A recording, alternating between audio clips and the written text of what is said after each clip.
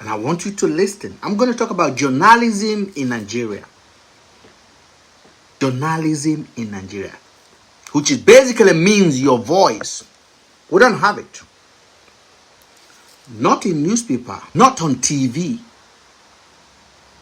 Every outlet has a paymaster. They work for them. We don't have journalism in Nigeria. What we have now is envelope journalism, ladies and gentlemen. Media that report only for whoever pays most. I'm talking about the TV stations, the print media, even social media. Let me give you one clear example of why I have to bring journalism to strike board tonight. The governor of Edo State, Governor Monday Okwebelo, was recently here in the UK. I heard he was around, but I didn't go to see him. Somebody may say, Mr. Ben, why didn't you go to confront him? I'm not interested. They wouldn't invite somebody like me. At an event with the Edo community, he proudly announced a big win. A $250 million deal with a company called Euro Africa, CCI. I want you to listen. It's $250 million.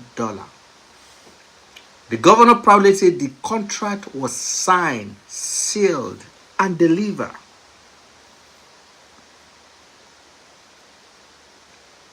What did Nigerian press do when a governor came to UK and announced almost $250 million? Actually, $250 million actually, deals. What do you think the media in Nigeria should be doing? I'm asking you, what did Nigerian press did about that information that the governor dropped when he visited the UK? Now, when I'm talking about the media, I'm not talking about social media. I'm talking about the household name in Nigeria, Punch, This Day, and all the so-called big names. Believe me, they carried the news as headline. They celebrated it as a victory for the Edo people. Not one of them asked a question. No one of them asked a question. Now tell me if somebody owned them or somebody don't own them. Just let me know. But a curious indigene, Edo State indigene, living abroad, that have a logic thinking and common sense, dig deeper. What he finds will shock you. There is no company called Euro Africa. The website is fake. The phone number they listed don't work. The email they put on the website bounced back. The domain was registered this year, probably last month, just before the governor came down here. This so-called company claimed to have offices in 100 countries on their website. On checking, they have 0 office. Their headquarters is in Dublin. On a Google search, a random warehouse in the middle of nowhere. Their Nigerian office in Jabi, Abuja, is just a block of unsold houses. You can check it. And the phone number they listed on their website traced back to someone who does not even understand English. The lady was asking, why are you calling me?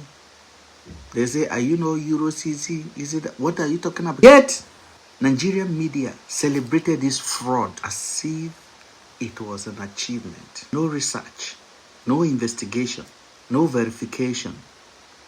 Just listen to me, ladies and gentlemen. That is journalism in Nigeria today. Meanwhile, those of us on social media with their little voices still asking questions. Even if we're not going to get an answer, we're still asking. We're the one who dare to ask questions. We're being silent. Even by the people we are trying to ask questions for. There's a new cybercrime bill. There's a new cybercrime bill in the city. It's not designated to fight crime, but to criminalize those that are asked about fraud and criminality in the government. Because let's be clear, this is outright criminality. $150 million allocated to a non-existing company. Think about that. And no journalist in Nigeria can put their chest out and call this governor for what he is. A fraud, a criminal. That is where we are as a nation. And that is why I speak. That is why I investigate. That is why I ask questions that many of you always find distasteful. But those questions are very important. It's a fair question. It's not an allegation. I'll throw it out there. If you want to answer it, answer it. If this is your first time of joining Mr. Ben, please invest your logic on this platform. Thank you. My name is Mr. Ben, and here we go again. Let's go and talk about this issue. Welcome to my live show, and if this is your time of joining, thank you for joining. Make sure you share it, invite your friends, and let them know we still have a critical thinkers in Nigeria. We're going to go and discuss this matter. Thank you.